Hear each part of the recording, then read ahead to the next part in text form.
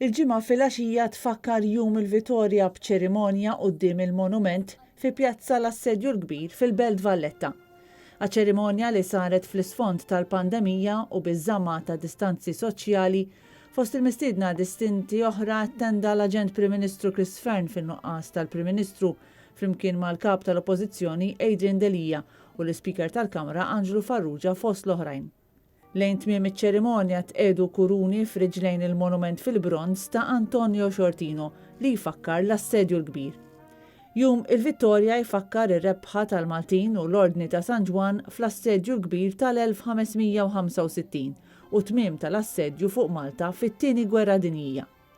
Il-Kummissarju għat-Tfal Pauline Micheli f'diskors li għamlet f'din l-okkażjoni deskrivit din il-festa bħala ċelebrazzjoni tal-kuraġġ ta' missirijietna u saħqet li mhux biżżejjed ikollok ir-rieda li tibni l-pajjiż fuq is-saltna ta' dritt, iżda li jrid ikollok il-kuraġġ li tagħmel it-tibdiliet fil-Kostituzzjoni li verament itejbu l-governanza. Itkellmet ukoll dwar l-importanza li tfal jagħtu semhom fit-tfassil tal-politika u li dawn ikollhom l-opportunità jsemmaw leħinhom mhux biss foqsma bħall-edukazzjoni u l-logħob iżda anke f'temi oħra bħall-ekonomija, l-ambjent u l-ippjanar.